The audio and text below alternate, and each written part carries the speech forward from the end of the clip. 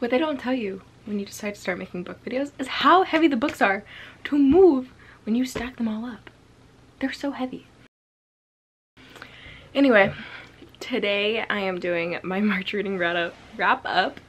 And we're just getting cozy. I'm just sitting on my floor, talking about the books I read in March. This month was a good reading month, but it was also like, I was in a reading slump for like a lot of the month. So like a lot of these books I read closer to the beginning, and then I read closer to the end. There was like a break in the middle. I still read a lot, even though I felt like I was in a slump for half of the month.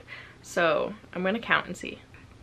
I still read 25 books this month. Anyway, that is a lot. It is not more than last month or January. We're kind of like going down, so hopefully that doesn't continue to happen. But the first book I read this month was a romance, and it was a really good romance, and that is In a Jam. This book is a kind of second chance, small town fake marriage trope. It was really good. I loved it a lot, and I think he has a daughter, I'm pretty sure. So I love like the relationship with the main woman lead and his daughter, and like all three of them, and I loved like the small town setting, and yeah, it was great. I really recommend it. I gave it 4.5 stars. Next, I read Find Me, or Shadow Me and Reveal Me. These were great. I rated them separately because like since they're two novellas. So Shadow Me was a 4-star, and then Reveal Me was a 5-star, and these are the Shadow Me, two of the novellas. The next book I read was another romance, and that was Two Wrongs Make a Right. And I enjoyed this book, but I did have like, I don't know, like it wasn't like a fave romance, so I gave it 3 stars. It was like enjoyable, but it wasn't like anything crazy. That one is Fake Dating, which I did like that part of it. The next book I read was Half a Soul, and I feel like this one has kind of been like going around a little bit. Like I've been seeing it at bookstores a lot, like being called like Bridgerton mixed with like fairies, which it definitely is, but I would say like light on both ends of that, but definitely kind of has that vibe. But I really enjoyed it. It's a very like chill fantasy too, like it's definitely a cozy fantasy, but I gave it 4 stars. I really liked it. And then another romance I read, Honey and Spice. This one is set in a university, I'm pretty sure. And this one might also be Fake Dating. I don't remember exactly, but I think they kind of do. And yeah, it was good. I gave it 3.5 stars. And then, oh my gosh, I read the second book in the Kinder Poison series. And I love this series. I gave this book 5 stars. It is definitely like Cruel Prince, mixed with like some other fantasies. It gives me that vibe of Cruel Prince, like not knowing like who to trust, things like that. But it's definitely like its own book. So if you want something kind of similar but like different, read The Cruel Prince, because it's read The Cruel Prince. Well, read that. Read The Cruelest Mercy. That's what the book is called. I gave it 5 stars. It was amazing. I feel like I just rambled that explanation, but I hope that you take away, just read the series. Read the Kinder Poison series. It's really good.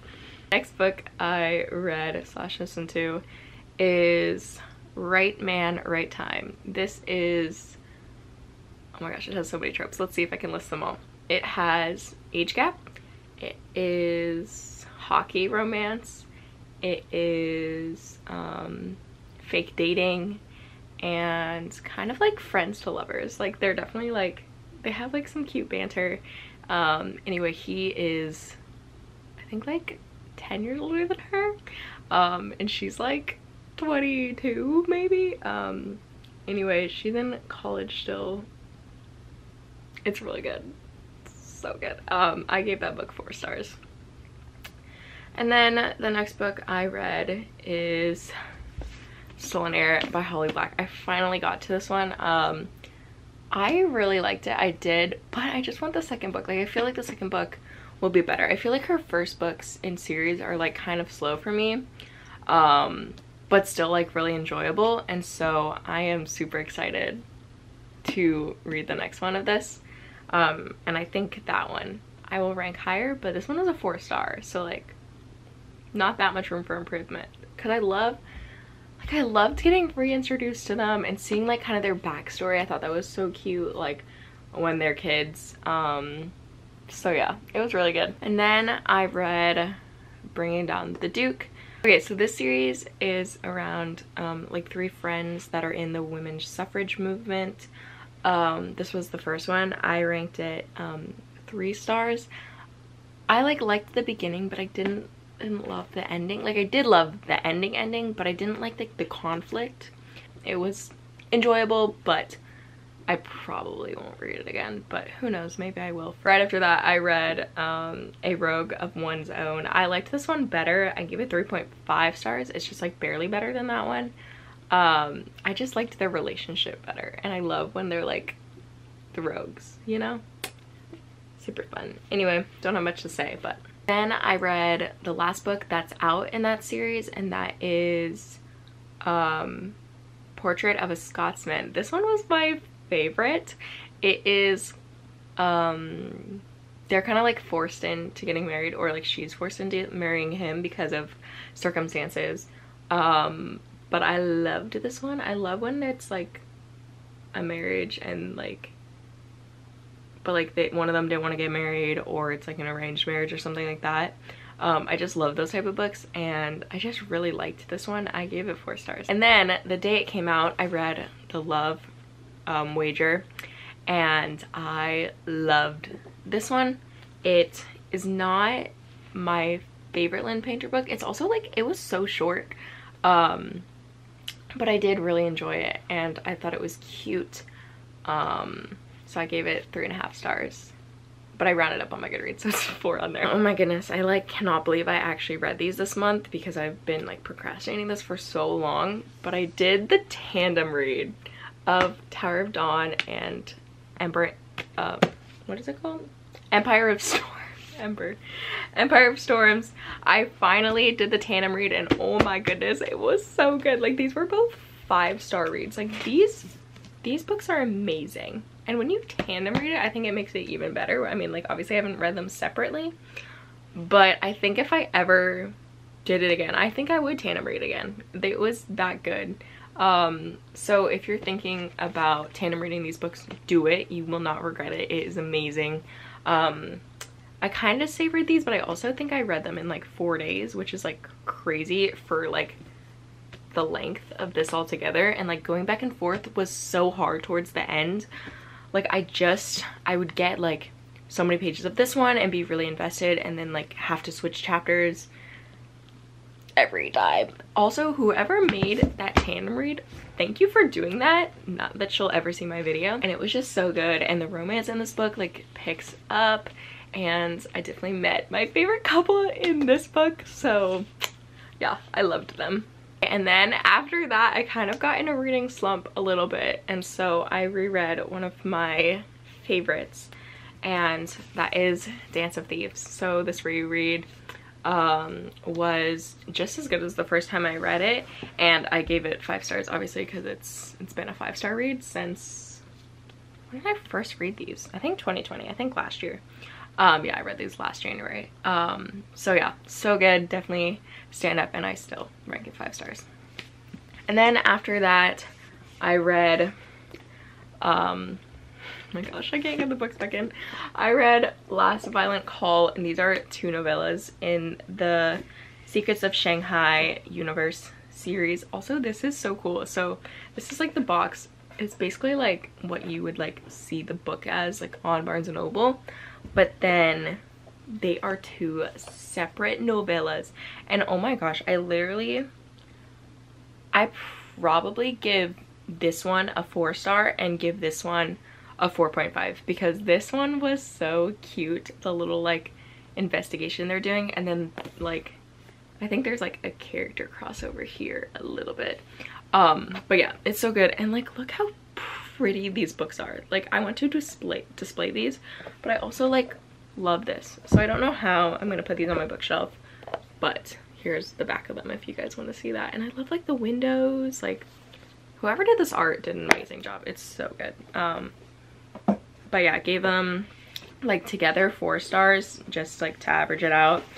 But I'm so like sad that the series is gonna be ending in the Foul Lady Fortune series. I literally am, I'm so excited for that book, but I'm also gonna be really sad when it happens. And then speaking of novellas, I have another one. I read Nick and Charlie's book. I thought this one was sweet. I don't know like much to say about it. I only give it 3 stars. It's really like short and like not a lot happens, but like I am glad I read it. So then finishing my reread of the Dance of Thieves duology, I read Vow of Thieves, and I definitely still love this one just as much as Dance of Thieves. I gave it 5 stars as well. The next one I read was another romance, so kind of back to romance. I read Playing Pretend, and this was a friends to lovers fake dating work trip romance. I enjoyed it at the beginning, and then I like just didn't love the execution of it. Like, I loved the idea, but yeah, anyway, Playing Pretend, I only gave it 2 stars, but it was like enjoyable. I almost gave it 3, but I downgraded it because I like it less than some of my 3 stars. Back to fantasy, I read The Well of Ascension, and this is the 2nd book in the Mistborn series. I loved this one. The ending literally broke me. I like was crying so hard, but it was a good time. I gave it 4 stars. I maybe would give it 4.5, but I think 4 is like a safe bet to rank it.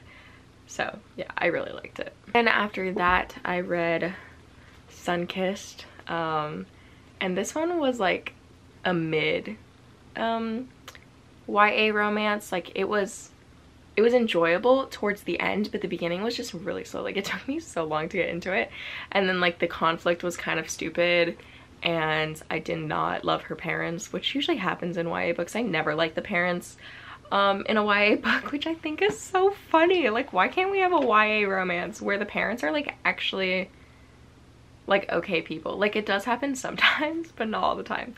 And like, her parents were fine, but they were just like annoying. And not gonna lie, like, they were kind of annoying too. So I gave it 3 stars, maybe 2.5. Maybe 2.5, but I rounded it to 3. It was fine. Then I read Georgie All Along, and this one was good. It was a good romance. I gave it 4 stars. I'm trying to like think of how to sum this book up because it doesn't really like fit that well into a category. Maybe like forced proximity. She moves back to a small town, and she moves into her parents' house, but this, like, the first night she's there, this guy like comes in using a key, and she's like, what are you doing here? And basically he is staying there for a little bit, and yeah, she's trying to like decide what to do with her life because she was an assistant and does her job really well, but she doesn't really know how to like do things for herself. So that's kind of what she's trying to figure it out. And yeah, I don't really know how to explain this book, but I promise it's like good. Maybe I would say 3.5, but I just gave it 4 stars. I'm trying to like not be super critical about rankings, but I'm also trying to be more critical, so I think balanced out, it's probably only a 3.5. But I did enjoy reading it. And I read The Screaming Staircase because I think I mentioned this in my life update video, but I loved Lockwood & Co. on Netflix, and it was a book series, so I wanted to read the books, and I read the first one. It was basically like the same as the show, not gonna lie, but a few like small details were changed, so I did like enjoy seeing the stuff that actually happens in the book. And I gave that 4 stars. It was really cute, and I think if I hadn't watched the TV show first, I would have like loved it even more.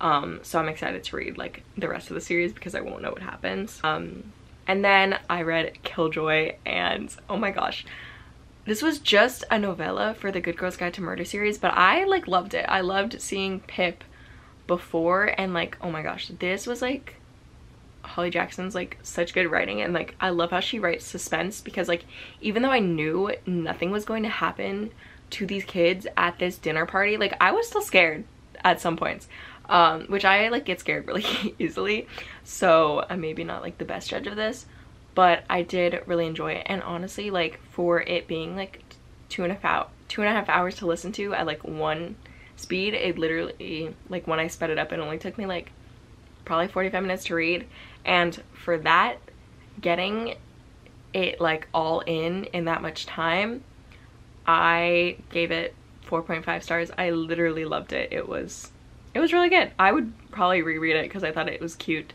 to see what gets her interested in true crime and stuff. So I really liked it, and that is all the books I read this month. It wasn't too many this month, which is good because then I'm not like talking at you guys for so long. But I did have a pretty good reading month. It was definitely like kind of a mid reading month, but I did read some good books. So thanks for watching, guys, and let me know in the comments how many books you read in March and which one was your favorite. Thanks for watching. Bye.